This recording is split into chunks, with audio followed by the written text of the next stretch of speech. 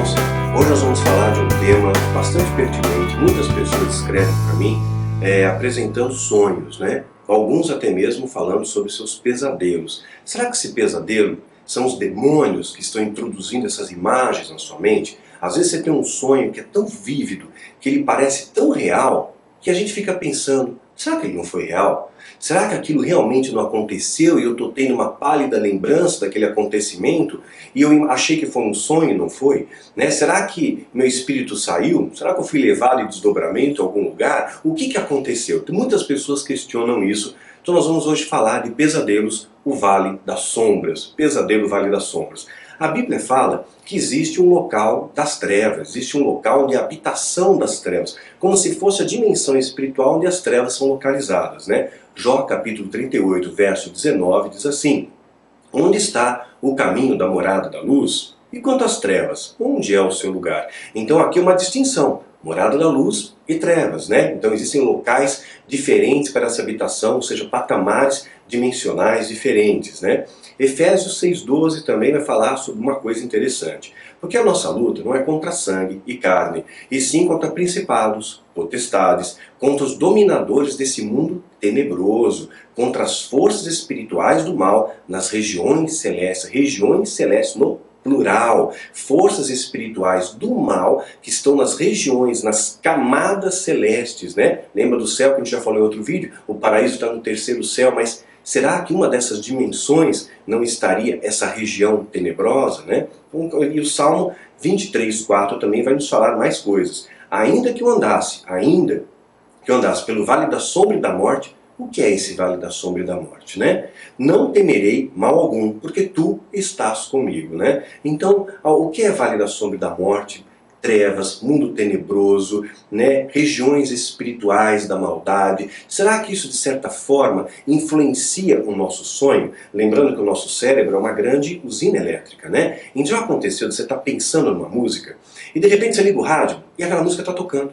Ou de repente você está com uma música na cabeça, com uma melodia, e alguém passa cantarolando aquela melodia. O nosso cérebro, em alguns momentos, consegue captar essas ondas e fazer a leitura delas, né? Será que nós também não estamos lendo algumas ondas vindas das trevas, que as entidades podem plantar esses sonhos, talvez até mesmo plantar pensamentos em nossa mente, né? Será que isso não pode estar ocorrendo? Nós vamos expandir hoje esse tema, nós vamos falar de maneira mais ampla a respeito. Vamos jogar luz onde há trevas, né? Mateus 4,16. O povo que vivia nas trevas viu uma grande luz. Sobre os que viviam na terra da sombra da morte, raiou uma luz. Está falando aqui sobre Jesus, então nós vamos buscar nas Escrituras o esteio, a base, para expandir esse tema, para que a gente possa compreender mais esse tema, né? Então, antes de entrarmos no tema de pesadelos, eu tenho pensado, Deus tem tocado no meu coração de expandir para outros temas também. Eu quero falar um pouquinho a respeito de galardão. Eu vou gravar um vídeo a respeito de galardão, a recompensa dos justos. O que é galardão? O que isso representa? Dá a impressão que é algo para o pós-vida, mas o que é? O que representa, né? E como eu ganho esse galardão? Mateus capítulo 10, verso 41, vai dizer o seguinte: quem recebe um profeta na qualidade de profeta, recebe galardão de profeta. E quem recebe um justo na qualidade de justo, receberá galardão de justo. O que é isso? Galardão e unção é a mesma coisa, né? Nós vamos expandir, vou gravar um tema a esse respeito. E eu me sinto também no dever, na obrigação, de falar sobre prosperidade. É um outro tema que se fala muito hoje em dia. Será que isso tem base bíblica? Se isso é verdade, é mentira, é enganação? São falsos profetas que estão apontando esse caminho, né? Eu vou expandir esse tema, assim como nós já expandimos sobre dízimo, sobre profetas do Novo Testamento, sobre apostolado, sobre maldições hereditárias. Também eu quero discorrer a respeito do tema de prosperidade. Mas eu quero deixar uma sementinha aqui para você pensar a respeito, tá? Lucas capítulo 22, verso 36, Jesus está dizendo o seguinte, vou pegar a partir do 35. Ele disse-lhe: quando vos mandei, sem bolsa, lembra quando mandei, né, sem bolsa e sem alforge, ou alparcas, faltou-lhe porventura alguma coisa? Eles responderam: nada, né? Foi uma ordenança de Jesus. Aí ele continua, disse-lhe pois: mas agora, aquele que tiver bolsa, tome-a como também um alforge, e o que não tem espada, venda a sua capa e compre-a. Olha o que Jesus está dizendo aqui. Observe, leia esse texto e procura mergulhar realmente no texto. Não veja só um texto fragmentado, veja o contexto dele. Jesus está dizendo, quem não tem espada, venda a sua capa e compre. Ou seja, os apóstolos de Cristo, embora andassem com Jesus, que poderia multiplicar os peixes, né, que poderia fazer a água virar vinho, que poderia fazer tantas coisas, eles tinham que fazer escolhas. Eles não tinham uma vida próspera, não é? Então, ele não podia, vai lá e compra uma espada, usa o seu cartão Mastercard Plus, né, VIP Ultra, né? Não, eles não podiam fazer isso. Se você quer a espada, você vai ter que fazer mais coisa, você tem que subtrair alguma coisa de você, você vai ter que se privar de algo. Então é o seguinte, venda a sua capa e compra a espada. Né? Então eles tinham escolhas ali, eles eram pessoas simples, né? É muito importante pontuar isso. Jesus, quando teve que pagar o tributo a César, o que aconteceu? Ele não tirou do bolso, né? Ele não pegou, peraí que eu vou ver aqui minha carteira em dólar, você quer em dólar, em euro, como é que você quer receber, né? Não, ele pegou o dinheiro, veio do peixe lá. Então a gente tem que refletir um pouco a respeito dessa questão. O próprio Paulo teve uma vida de prosperidade e passou necessidade. Então nós vamos expandir esse tema, vamos ver as bases bíblicas para isso, eu espero abrir a sua mente nessa questão. Mas, para que eu possa desenvolver esses vídeos, com muita humildade eu coloco isso para você. Eu faço esse vídeo com muito amor, faço com muita dedicação, eu estudo, eu oro, me consagro, me preparo, assim como também dos seminários, né? Mas eu preciso, para ajudar, eu preciso também de ajuda, né? Hoje eu recebo 500 e-mails por dia. Dos 500 e-mails que eu recebo, pelo menos 100 a 150, é muita gente pedindo ajuda, né? Liga para mim, fala comigo, ora por mim, né? Me visita, me recebe, né? Eu não tenho como atender a todos, gostaria de poder atender a todos. Eu consigo responder uns 50 e-mails por dia. É o máximo que eu consigo, não consigo fazer mais, porque eu procuro dar qualidade, né? Nos e-mails. E a prioridade, claro, são minhas ovelhas, os meus amigos, as pessoas que estão mais próximas, né? E eu procuro dar atenção a outros também, mas eu tenho minhas limitações. Mas o vídeo, ele alcança quem eu não posso alcançar. O vídeo chega onde eu não posso chegar. O vídeo leva conhecimento a locais onde eu não posso estar presente para ensinar. Então é um meio que atinge um fim tremendo, um fim comum, que é para edificar as vidas, que é para levar sementes que estão brotando, estão transformando vidas ali. E fica muito difícil você se debruçar num tema, você discorrer a respeito de um tema, se você estiver passando alguma necessidade. Eu tenho os meus bichinhos em casa, como é que eu vou ter cabeça para estudar, para meditar na palavra, para desenvolver um tema, o escopo de um tema, né? Se meu cachorro estiver doente, se meus gatinhos eu não tenho grana para vacinar, se estiver faltando ração, se estiver faltando comida em casa, se eu estou com aluguel atrasado, né? O meu filho cresce, né? O filho cresce e nesse inverno ele já não tem mais roupas de inverno, não tem mais. O que ele tinha o ano passado já não serve mais para esse ano, ele cresceu, está em fase de crescimento, né? E eu dei já as roupas que ele tinha. Então, como é que nós vamos ter essa tranquilidade, serenidade de dar o melhor para o reino se a gente não tem a tranquilidade em casa? Então é importante isso. Então fica aí mais uma vez, querido, meu pedido, com muita humildade. Não esqueça o Daniel, nas suas orações, nas suas preces, em divulgar, em curtir essa mensagem, em compartilhar essas mensagens, mas também em lançar sua oferta voluntária, sua semente de amor, voluntariamente, tá? Por gratidão e por amor. Não por medo, não por como se fosse uma obrigação, não imaginando que vai ter uma recompensa especial, mas seja tão exclusivamente por amor, né? Por amor e por gratidão a Deus acima de tudo, né? Que você possa somar nessa trincheira, possa fazer parte dessa história. Então fica aí o meu pedido muito especial para vocês, tá bom, queridos? Que Deus abençoe. Então agora vamos entrar aqui no tema. Se você observar, os sonhos muitas vezes são reflexos da nossa vaidade. Se a gente comparar, por exemplo, o sistema católico, a Igreja Católica Apostólica Romana, como é que funciona uma missa? A missa dura 40, 45 minutos, né? Quem está fazendo parte da missa é o padre e o coroinha, só isso. E a missa, como ela tem um roteiro, né? Ela é toda roteirizada ali, tem começo, meio e fim, acabou. Você já conhece até a parte, já sabe o que vai acontecer, não é? Então a pessoa sai, não tem problema, não tem fogueira de vaidade, não existe disputa de cargos, né? Então esse modelo dificulta, né, a você crescer em vaidade. Agora, quando a gente observa no meio evangélico, já começa essa fogueira de vaidade, já começa a mudar esses valores, né? Porque tem muito líder, né? Tem líder demais, está cheio de cacique. Tem o pastor auxiliar, tem o líder da intercessão, tem o líder dos jovens, tem o líder do ministério profético, tem o líder de evangelismo, tem o líder de célula, tem o diácono, tem os presbíteros. Então tem muitas lideranças, e no meio de todas as lideranças começa a ter aquela fogueirinha de vaidade. Às vezes um quer puxar o tapete do outro para pegar o cargo, para ter mais visibilidade, para se fazer de mais ungido, de mais sábio. E muitas vezes esse desejo represado em nosso coração, de inveja, de querer que o outro se estrepe para pegar o lugar dele, muitas vezes é refletido em sonhos também. Então a gente tem que separar o que é sonho natural do que é sonho espiritual. Tem muitos sonhos que são produzidos pela nossa própria psique. Então, digamos assim, você tem raiva de uma pessoa, você tem inveja lá a pessoa comprou um carro novo. Você está morrendo de inveja, você não tem carro, aquele lá tem, puxa, mas ele trabalhou, ele estudou, ele ralou, né? Estou falando de quem trabalha, né? Aí se você trabalhar, você vai ter também, né? Mas a pessoa às vezes não, ele quer ter a conquista sem lutar, ele quer ter a vitória sem luta, ele quer ter a unção sem santificação, quer pegar atalhos, e lamentavelmente hoje sim enfatiza muito esses atalhos. Mas esse atalho leva a nada a lugar algum, nunca vai trazer crescimento para a sua vida.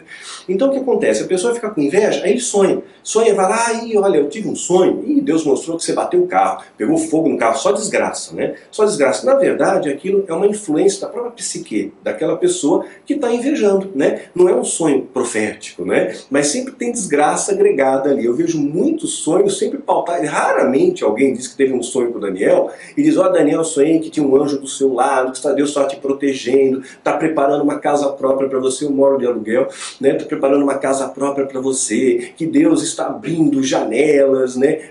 O seu livro vai ser traduzido, Deus mostrou. Não, é sempre desgraça. O demônio está te atacando, a tua esposa vai morrer, teu filho vai ser sequestrado, é só desgraça, né? Então, é claro, então a gente observa que muitas vezes o reflexo da nossa alma, né? Reflexo da alma. Então a gente tem que separar o joio do trigo aqui, separar a alma do espírito, para podermos trazer luz a essa questão de maneira equilibrada, de maneira sóbria, né? Então vamos aqui adiante. Então, vamos lançar luz nessa questão. José teve sonhos, né? José, o pai de Jesus, não José do Egito, já o pai de Jesus, teve sonhos. Mateus 2,13 e também no verso 19, nós vamos ver que Deus falou com José através de sonhos. Esse sonho veio de Deus. Deus falou, deixa claro aqui, ó. Mateus 2,13. E tendo ele se retirado, eis que o anjo do Senhor apareceu a José em sonho, dizendo, levanta-te, toma o menino e tua mãe, e foge para o Egito, e demora-te lá, até que eu diga, porque Herodes há de procurar o menino para matar.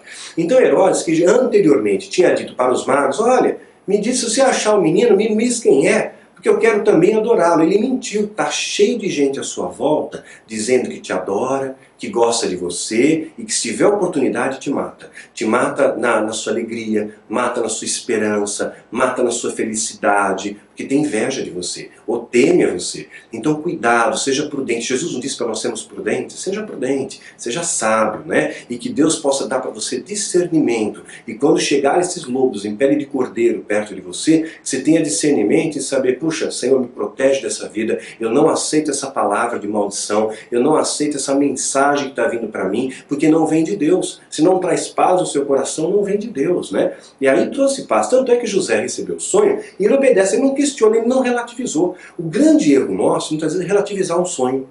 Mas o sonho trouxe paz. Você sonhou que Deus te deu uma direção e é tão claro, é tão vívido aquilo, você fica relativizando, mas será? A gente não relativiza quando é coisa do diabo, né? Quando vem uma coisa louca, bizarra, né? De repente você não relativiza, aquilo ali é o demônio, né? Mas e quando vem de Deus?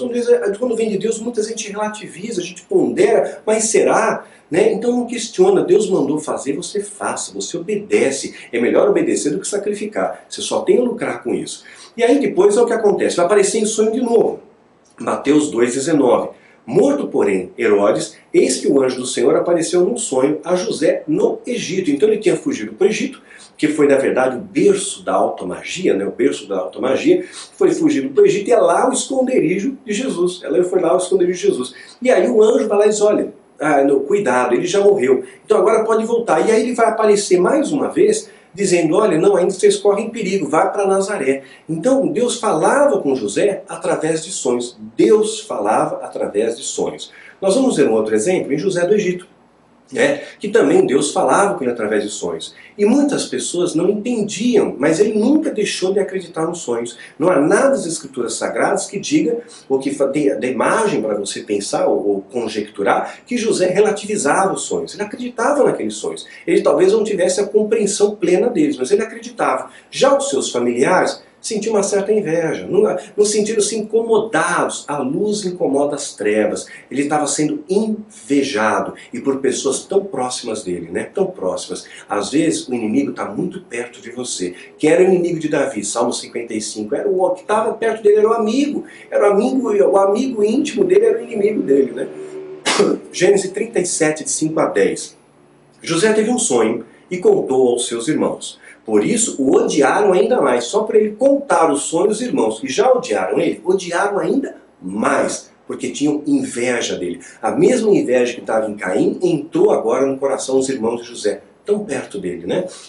E disse-lhe: ouvi, peço-vos esse sonho que tenho sonhado. Ouvi e peço esse sonho que tenho sonhado. Eis que estávamos atando molhos no meio do campo, eis que o meu molho se levantava e também ficava em pé. Eis que vossos molhos o rodeavam e se inclinavam ao meu molho. Então eles disseram aos teus irmãos: tu, pois, deveras reinarás sobre nós, Tu deveras terás domínio sobre nós. Por isso ainda mais odiar, porque por seus sonhos e por suas palavras. Ou seja, se você tiver um sonho, dizer para alguém que, olha, você vai melhorar de vida, Deus me disse que eu vou melhorar de vida, você desperta inveja nas pessoas. É engraçado isso, Então, a Bíblia diz para você não invejar. O amor não inveja. O amor celebra com os que celebram. O amor chora com os que choram. O amor tudo espera, tudo suporta, tudo crê. Essa é a característica do amor. E a gente está vivendo um tempo que o amor tem esfriado.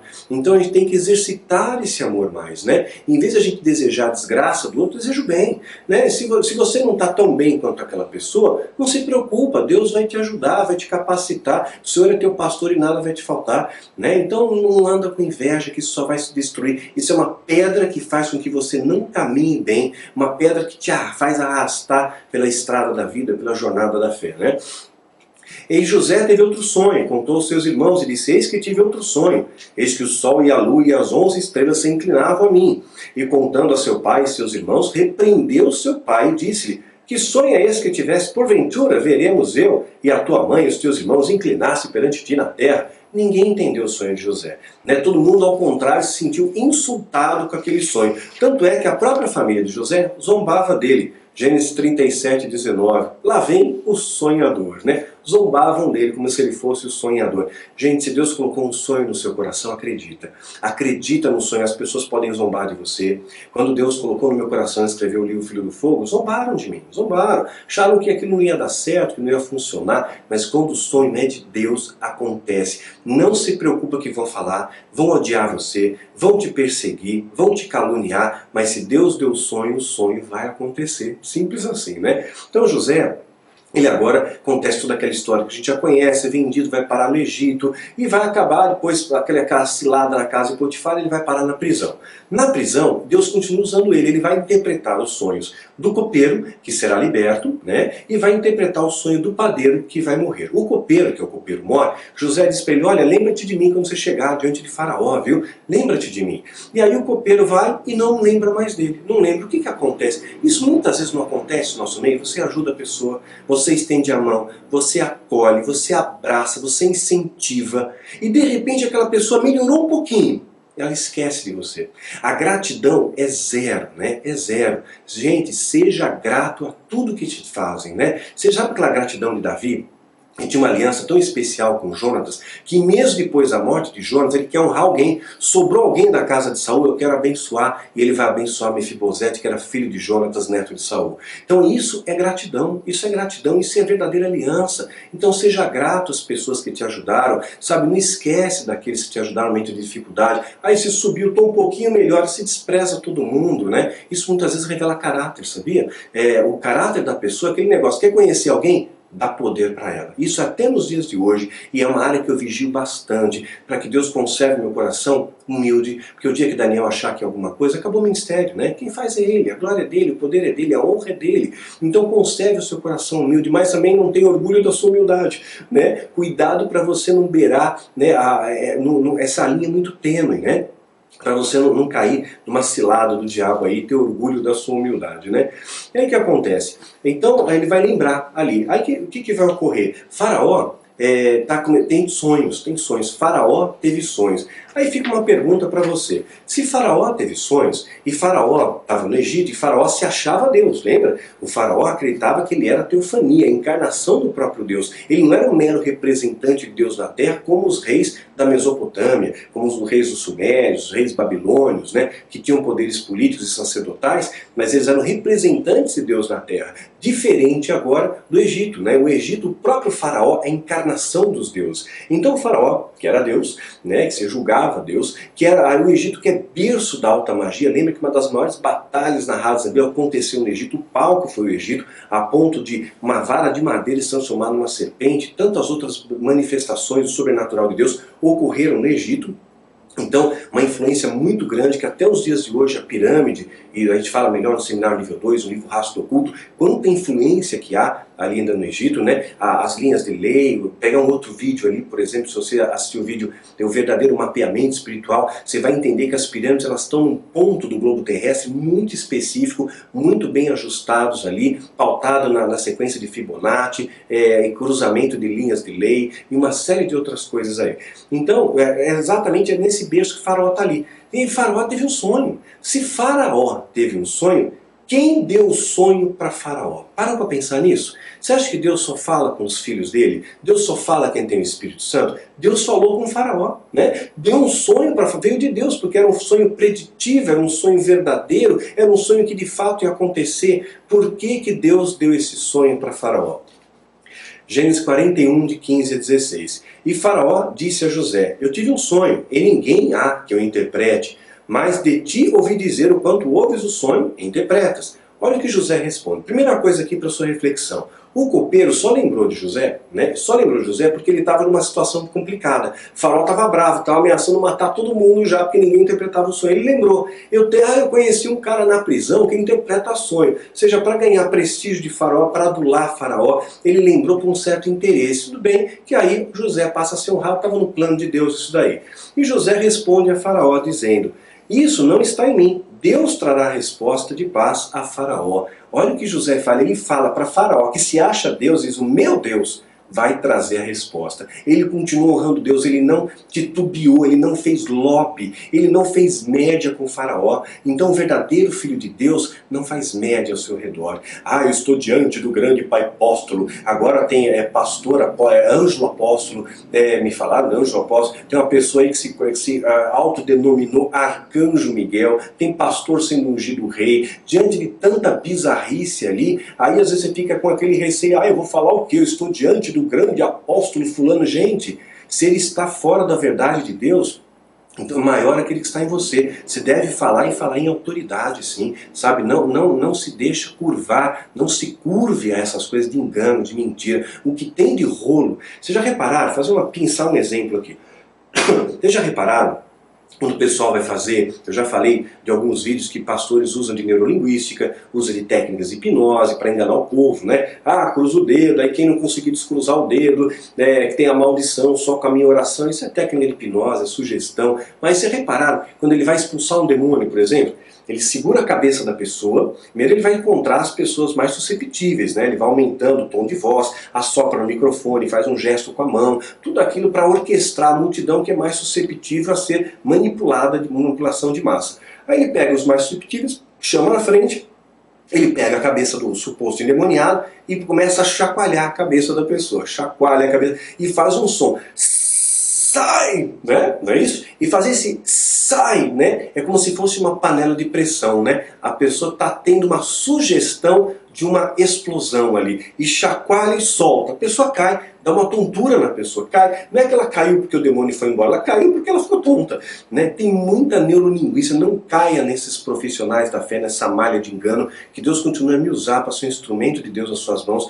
para abrir os seus olhos, viu? Para ser liberto desse sistema de contaminação. E assim, um remanescente fiel, graças a Deus por isso, e faça parte você dele também. Então José continua honrando a Deus, ele não titubeia ali, ele vai e interpreta o sonho de Faraó. A gente vai observar a mesma coisa com Daniel. Daniel também vai interpretar o sonho do rei da Babilônia, da Nabucodonosor. Daniel 1,17. Esses 4 jovens, Deus deu sabedoria e inteligência para conhecerem todos os aspectos da cultura e da ciência. E Daniel, além disso, sabia interpretar todo tipo de sonhos e visões. Então Daniel interpretou, né? Interpretou da mesma maneira. O que é que está acontecendo aqui? Foi Deus que deu esses sonhos. Foi Deus que deu esses sonhos. Por que Deus deu? Ele deu para mostrar, né? Para mostrar para Faraó, mostrar para o rei da Babilônia, que se achavam, né, os donos do mundo. É o seguinte, os seus bruxos, os seus feiticeiros, os seus magos, os seus sábios, os seus conselheiros não sabem nada. Quem sabe tudo sou eu. E eu vou usar o meu servo, vou usar esse pequeno, esse que nada é, para confundir o que é. Eu vou usar o fraco para confundir o forte. Eu vou usar esse pequenino, porque eu estou nele. E vou mostrar através dele que eu sou maior do que tudo isso que você acha que é. Deus está dando uma lição para Faraó, está dando uma lição para Nabucodonosor e está usando e honrando os seus servos, né? Olha só o que está escrito em 1 Coríntios, capítulo 1, 19 a 21. Porque está escrito, destruirei a sabedoria dos sábios e aniquilarei a inteligência dos inteligentes. Onde está o sábio? Onde está o escriba? Onde está o inquiridor desse século? Porventura, não tornou Deus louca a sabedoria desse mundo, visto como na sabedoria de Deus, o mundo não conheceu a Deus pela sua sabedoria. Aprove a Deus salvar os crentes pela loucura da pregação. É isso que Deus está fazendo. É exatamente isso que Deus está fazendo, né? Então, o que tem ocorrido? A gente observa que Deus ele fala com sonhos, e tal, especialmente com o seu servo. Aqui é um contexto, aqui há um propósito para Deus ter dado esses sonhos a esses homens e ter usado os seus servos para interpretar esses sonhos. Mas se você observar a narrativa bíblica, em Gênesis tem muito sonho, né? O livro de Gênesis vai estar cheio, cercado de sonhos de Deus. Vou ler alguns textos apenas. Gênesis 23, né? 20, verso 3. Certa noite Deus veio a Abimeleque num sonho e lhe disse, você morrerá, a mulher que você tomou é casada. Gênesis 28, 12. E teve um sonho no qual viu uma escada apoiada na terra, e seu topo alcançava os céus, e os anjos de Deus subiam e desciam por ela. Gênesis 31, 10. Na época do acasalamento eu tive um sonho, e olhei e vi que os machos que fecundavam o rebanho tinham listras e eram salpicados e malhados. Gênesis 31, 11. E o anjo de Deus disse em sonho, Jacó, respondi, eis-me aqui. Né? Gênesis 31, 24. Então de noite Deus vem em sonho a Labão, o arameu, ele continua. Gênesis 37, 5. Certa vez José teve um sonho quando contou aos seus irmãos. E assim por diante. Tem muito sonho em Gênesis, né? A gente vai observar em Números também muito sonho. Números 12, 6. E ele disse, né? Ouça as minhas palavras. Quando entre vocês há um profeta do Senhor, ele me revela em visões, em sonhos falo com ele. Então Deus falava com seus profetas, falava com os servos dele em sonhos. E aí vai passando um tempo e você vai observando que cada vez menos esses sonhos vão sendo presentes. Em Gênesis era bastante. Vai percorrendo a história, os sonhos vão diminuindo. O que acontece? O homem está se afastando de Deus. O homem se afasta de Deus e escuta menos a voz. É que nem você está perto de alguém, você escuta bem a voz, né? Está me ouvindo nesse vídeo? Está ouvindo bem a minha voz. Se você deixar o computador parado, né, o seu smartphone, o seu celular aí parado, e se você se distanciar, você vai escutar cada vez menos a minha voz, até que uma hora você me escuta mais. Então, quanto mais essas pessoas se distanciam de Deus, menos elas ouvem a voz de Deus. E vai diminuindo. Aí começa a nascer o quê? Sonhos falsos, sonhos que não vêm de Deus, que é produto do afastamento das pessoas de Deus. Aí vem um sonho que não é de Deus. Por exemplo, Jeremias 23, 32. Sim, sou contra os que profetizam sonhos falsos, declara o Senhor. Eles relatam com suas mentiras irresponsáveis, desviam o meu povo. Eu não os enviei, nem os autorizei. Eles não trazem benefício algum a esse povo, diz o Senhor. Sonho falso, pessoas que estão dando direção falsa ao povo, né? Marina presidente, profetizo, Jesus vai voltar em 2007, profetizo, eu profetizo Brasil restaurado, profecia falsa. Gente, observa, conhece a árvore pelos frutos, né? Seja um bom observador, usa de discernimento, usa da inteligência que Deus te deu, né? E o Jeremias estava alertando o povo estava sendo enganado pelos falsos profetas que diziam ter sonhos e revelações que não eram mais de Deus, porque eles estavam afastados de Deus, né? Está afastado da luz, você passa a servir as trevas, né? Então aqui eram sonhos que não eram de Deus. Jeremias 27, 9. Não ouçam os seus profetas e os seus adivinhos, e os seus intérpretes de sonhos, e os seus médios e os seus feiticeiros, os quais dizem a vocês que não se sujeita ao rei da Babilônia, né? Porque aí um outro texto, né? Deixa eu pegar aqui a referência dele, Jeremias 29:8, porque assim diz o Senhor dos Exércitos, o Deus de Israel, não deixe que os profetas e adivinhos que há no meio de vocês vos enganem. Não deixe que os profetas e adivinhos que estão no meio de vocês. Então você faz parte do povo, está enganando o povo, vos engane. Não deem atenção aos sonhos que vocês os encorajam a terem. Por que o povo encoraja? Porque o povo adula, né? O povo bajula, o povo se vê fascinado. Eu fico pasmo em ver como os profissionais da fé enriquecem rápido. Não falta dinheiro para jatinho, para carro blindado, para mansão, para templo, né? Não falta, sobra dinheiro. O cara fala na televisão, preciso de hoje 10 milhões, ele recebe 10 milhões. E muitas vezes ali está pregando a verdade, olha, para conseguir uma oferta de amor é raro, né? Você veja o próprio ministério de Jesus. Jesus que pregava a verdade, eles viviam com dificuldade, ele morava em tendas, em barraquinha, comia na casa de um, comia na casa de outro, tinha que pescar para ter o peixe ali. Então ele não vivia numa opulência, porque o povo não investia. Agora olha o fariseu. Fariseu, túnicas finas, tudo cheio da grana, né? Eles davam ofertas voluptuosas ali, né? Pompudas, né? Jogavam as moedas ali para mostrar, olha quanto que eu tenho de dinheiro, né? Então a gente vê, isso é histórico, né? Veja aquele Jesus Cristo homem lá, né? Que morreu, uma fortuna incalculável ali que ficou para os herdeiros, e agora a esposa dele assumiu o comando, é o arcanjo Miguel. Então é impressionante isso, né? Isso sempre aconteceu, porque o povo adula, parece que o povo gosta da mentira. Nós vimos aquela época que o povo corre atrás das fábulas, né? Gente, olha para a verdade, sabe? Não se deixa mais enganar pela mentira, né? Que a luz de Cristo possa iluminar o seu caminho, né? Zacarias 10:2, porque os ídolos falam mentiras, e os adivinhadores têm falsas visões, e contam sonhos enganadores, e consolo trazem vão. Então muitas vezes o falso profeta vai trazer uma palavra como se fosse de conforto. Ele faz de conta que te ama. Sabe tipo Herodes que queria adorar Jesus? Ele faz de conta que te ama, mas ele quer te matar, ele quer te destruir. Você é só um número para eles. É só um número de uma folha de contabilidade, receita, despesa, entrou, saiu. Você não tem valor como vida. Então honre aquelas pessoas que dão valor para você como vida, como uma vida preciosa, como uma ovelha preciosa, né? Honre a quem te honra, sirva os que servem. É uma direção que eu dou para você. E você vai ser abençoado, né? Por isso o povo vagueia como ovelhas aflitas pela falta de um pastor. Ou seja, ser um pastor que cuida das ovelhas, ser um pastor que ama as ovelhas, né? E parece que o povo gosta de ficar rodeando entre o falso profeta. Isso sempre aconteceu, viu? Por isso que os profetas exortam aqui. Mas existe um paradoxo aqui. Nos últimos tempos, Deus diz que vai derramar uma nova unção sobre o seu povo. E essa nova unção, ela é preconizada por sonhos. Nós vamos voltar a sonhar. Aquele sonho que era tão presente em Gênesis, Deus vai resgatar. Então, no mesmo momento, no final dos tempos, haver uma aflição como nunca houve, e nem tampouco haverá de vir, ao mesmo tempo, Deus também derramará para a sua igreja uma unção e uma autoridade que nunca houve, e nem tampouco haverá de vir. Eu creio nisso. Mas é o remanescente fiel. Não é para a igreja que é falsa. Não é para a igreja corrupta. Não é para a igreja mentirosa. Não é para a igreja que faz de conta que agrada a Deus, mas tripudia a Deus, que transformou do templo, né, que era para ser uma casa de oração, de adoração, num covil de ladrões. Não é dessa. É o remanescente fiel. São os verdadeiros que nós estamos falando, né? Joel 2:28.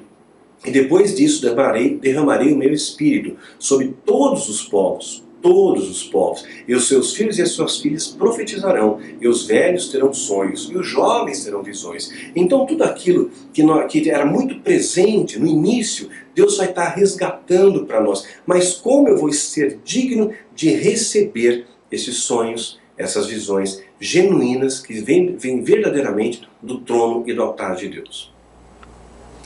Ok, vamos trazer uma reflexão aqui, vamos ler um texto. Filipenses capítulo 4, versículos 6 e 7. Não andeis ansiosos por coisa alguma. Deus está falando para você e para mim. Não ande ansioso por coisa alguma. Em tudo, porém, sejam conhecidas diante de Deus as vossas petições, pela oração e pela súplica, com ações de graças, e a paz de Deus, que excede todo entendimento, guardará o vosso coração e a vossa mente em Cristo Jesus. Então aqui há uma promessa de Deus. Se você tiver uma vida de oração, se você tiver uma vida genuína com Deus e procurar se afastar do pecado, é claro que a sua mente está protegida de Cristo e o seu coração, as suas emoções estão protegidas. É uma blindagem que você tem. Você tem um capacete da salvação bem ajustado e nenhuma seta inflamada do adversário, de relativismo, de dúvida, vai turvar a sua mente. Você está protegido com a couraça da justiça, onde nenhum ataque do adversário vai atacar os seus sentimentos, as suas emoções. Você tem o escudo da fé bem posicionado que te protege, a armadura de Cristo te protege, desde que você use também o cinturão da verdade. Porque sem uma vida de verdade, meu irmão, você não pode ter a espada. A espada, ela é acondicionada através do cinturão da verdade, não é isso? Então o soldado tem um cinto, e o cinto ele sustenta a bainha da espada. Se um soldado que não tem o cinturão da verdade também não pode usar a espada. Então você não pode falar em nome da verdade se você não vive a verdade. Se você vive uma mentira, se você vive uma vida de fachada, você faz as coisas mais ou menos, você brinca com Deus, então você não tem autoridade. Vai cair naquela questão de Atos capítulo 19, os exorcistas judeus ambulantes. Eu desconjuro em nome de Jesus a quem Paulo prega. O demônio diz, eu conheço Jesus, sei quem é Paulo e você quem é, dá uma surra neles. Então para ter autoridade você tem que ter uma aliança com Deus. Sem aliança você não tem autoridade. A mesma coisa que eu pegar um livro de bruxaria, pegar um grimório, pegar uma clavícula de Salomão, por exemplo, e ler algum texto ali, ler algum conjuro em Enoque ou em aramaico, que seja ali, eu li aquela maldição, li uma sentença, li uma invocação de demônio, você acha que o demônio vai vir? Vai vir coisa nenhuma, porque eu não tenho aliança, são só palavras. Precisa haver aliança para funcionar, sem aliança não funciona. Se você não tem aliança com Deus, não adianta orar. E tem aliança com Deus significa aquele que faz a minha vontade, esse é o que me ama, né? E esse que me ama será amado pelo meu Pai. É isso que Jesus ensinou para você e para mim. E é esse valor que nós temos que preservar em nossas vidas. E isso preconiza a verdadeira aliança. A aliança significa que eu vou padecer com Cristo, que eu vou aceitar a cruz e vou tomar a cruz e vou seguir a Cristo. Cristo é o meu modelo, Ele é a minha referência. Não são as pessoas, é Jesus em primeiro lugar. Claro que a gente precisa de pessoas também. Uma referência, como Paulo diz, sejam meus imitadores como eu sou de Cristo. Precisamos de referência. Eu tenho as minhas também, Paul Washer, o David Wilkerson, Nick Cruz, né? São referências que eu tenho ao meu redor também, que são importantes para nós, né? Para nós podermos nos espelhar. Então, precisamos dessa questão. Então agora, os servos de Deus, os verdadeiros servos de Deus, eu acredito, não vão ter pesadelos. O verdadeiro servo de Deus, porque ele tem essa blindagem que nós vemos aqui em Filipenses 4, de 6 a 7. O verdadeiro. Então, é claro, você tem uma vida de mentira, de inveja, de orgulho, de soberba, você está contaminado. Então a sua mente está contaminada e esse ambiente contaminado fica um hospedeiro para mais contaminação. Aí sim, as ondas HAARP podem influenciar a sua mente, nós já falamos em outros vídeos. Existem técnicas, existem mecanismos aí que o anticristo está preparando também para controle de mentes. Nós já falamos isso no seminário de escatologia, né? Então existem substâncias que a gente muitas vezes consome na nossa cadeia alimentar que provocam pequenas alterações genéticas, fazem com que o seu cérebro seja o melhor receptor das micro-ondas que serão lançados na época do governo do anticristo, que vão poder direcionar pensamentos, direcionar sensações, né? Então uma maneira de controle global. Já falamos no outro vídeo também, o espelho do céu, do poder do chip, que pode, inclusive os chips mais desenvolvidos, mais sofisticados, podem agregar, né, a sua cadeia neuronal ali e podem colher informações de você, né, do seu pensamento. Inclusive tem muita coisa acontecendo, sendo preparada para isso. Mas eu estou falando do verdadeiro servo de Deus. O verdadeiro servo de Deus, ele está imune a isso, porque a luz, ela prevalece sobre as trevas, o amor triunfa sobre o ódio, né? O poder de Deus é maior que o poder do diabo, né? Então é uma hora aquele que está em mim do que aquele que está no mundo. Tudo posso naquele que me fortalece. Se você apenas recitar isso como versículo, não funciona. Mas se você tem aliança com Deus, isso é uma verdade na sua vida. Isso é uma verdade imutável, você está protegido. Aí sim você está protegido. Eu não vejo ninguém nas Escrituras Sagradas, não encontrei ninguém. Você pode olhar de Gênesis e Apocalipse, um verdadeiro servo de Deus que era atormentado com pesadelos. Você não vai encontrar ninguém atormentado com pesadelos. Nenhum servo de Deus verdadeiro, genuíno e alimentado com pesadelos. Agora, você pode ter, estou falando cunho espiritual, né? Causas naturais talvez houvesse e não fosse importante relatar nas Escrituras Sagradas, porque é retratado ali o valor espiritual, porque a Bíblia nos traz um alimento espiritual para nossas vidas, né? Então, existem causas naturais, né? Então, muitas vezes você tem um pesadelo, são pesadelos comuns que ocorrem no mundo inteiro. E é claro que os sonhos eles são muito regionais. É interessante, eu recebo relato de sonhos. Quem está sonhando na Bahia ou na África, que tem regiões tem muito sincretismo, tem um sonho muito característico, é diferente do sonho da pessoa do sul, é diferente do sonho do japonês, do europeu. Então a gente, muitas vezes, o sonho é um produto da nossa vivência, não é um sonho natural, tá? Produto da nossa própria vivência, nossas experiências ao nosso redor. O cérebro faz essa leitura e transporta através dos sonhos à noite. Nesse presente no sono REM, né? REM, né? É um pouco antes de você acordar. É um sonho de você estar num sono profundo ali, esse momento que a gente está sonhando. E diz, né, que a gente sempre sonha. Nem sempre você lembra, mas você sempre vai estar sonhando. Então por isso eu sempre anoto um papel do meu lado. Se eu estou um sonho legal, eu uso às vezes para um livro, uso para desenvolver um tema. Às vezes tem muita coisa legal que o cérebro trabalha. Muitas vezes eu durmo pensando numa pergunta, né, e acordo com a resposta. O cérebro trabalha de noite também. Então, muitos desses sonhos eles têm características regionais. No entanto, existe um padrão de sonhos que é mundial. Foi feita uma pesquisa numa universidade nos Estados Unidos que pesquisou tipos de sonhos do mundo inteiro. E vimos que existe um padrão. Número 1, sabe o número 1 do pesadelo? Pesadelo que é o seu sonho, né? Dentes caindo. Já sonhou que o seu dente está caindo? Eu já sonhei várias vezes, né? Sonhar que o dente está caindo, que você está ficando banguela, né? Outra coisa, você está fazendo uma prova e você não lembra de nada no sonho. Deu um branco para você. Outro sonho muito comum, que na verdade é um pesadelo, né? Você está caindo de uma grande altura, você está despencando, você está aquele frio na barriga, você até acorda assim assustado, né? É comum também. Outro sonho, a pessoa sonha de estar preso, sonho de ser perseguido, é muito comum, viu? Então não acho que é o diabo, não é comum esse sonho, isso é no mundo inteiro. Entre os sonhos mais vivenciados, pesadelos mais vivenciados, ser perseguido está entre eles, né? Ao lado de cair o dente, ao lado de dar um branco na prova e tudo mais, né? Outro sonho morrendo, tomar um tiro morrendo, né? Tô morto, sonhar que está morto. Traição da pessoa amada, né? Que a pessoa que você ama está te traindo, né? Então nem sempre cuidado, não é um sonho profético, muitas vezes são os medos que você tem, né? O sonho ele é produto de medo, produto de traumas, produto de ansiedade ao nosso redor, que vai gerar esses tipos de pesadelo. Então esses aqui são os pesadelos mais comuns. As crianças têm a tendência de ter mais pesadelos que os adultos, a estatística diz. Tem mais pesadelos porque o cérebro está em formação e a vivência delas é mais intensa, elas estão bombardeadas de informações e o cérebro da criança é uma grande esponja, né? Chupina tudo, né?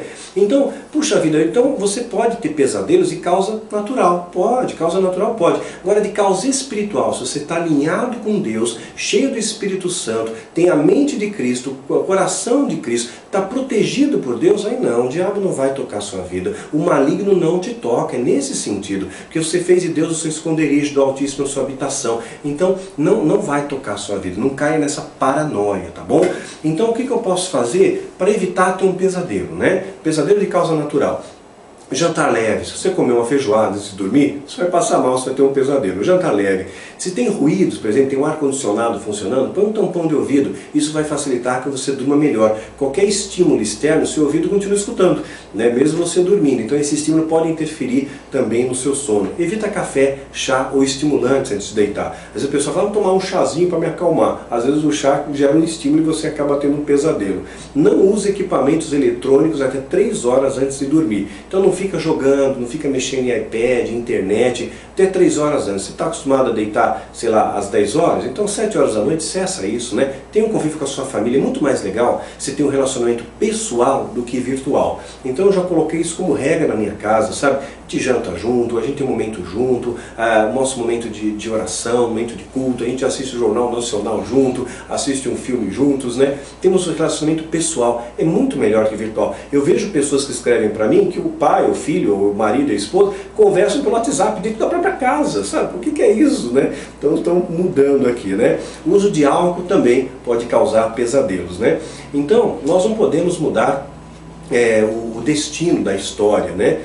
Existe uma história estabelecida por Deus para você e para mim, só que as suas escolhas podem fazer com que você percorra caminhos errados. E as suas escolhas vão determinar a sua colheita. Então existe uma linha de tempo que é macro. Jesus chorou por Jerusalém. Não vai sobrar pedra sobre pedra. No ano 70 depois de Cristo, Jerusalém é sitiada, Vespasiano, toda aquela coisa acaba destruindo ali o templo. Então, essa linha histórica macro, das visões que teve João, do Apocalipse, nós não vamos mudar. Vai acontecer independente do que ocorra. Vai acontecer, o anticristo vai vir, não vamos mudar isso. Agora, existem outras coisas que nós podemos mudar. Você é produto do sonho de Deus, né? Então você pode mudar a sua história, você pode sonhar o sonho de Deus, em vez de viver o pesadelo do diabo, o pesadelo do inferno, né? A Bíblia nos fala um texto bem interessante, que eu leio aqui para vocês. Efésios capítulo 5.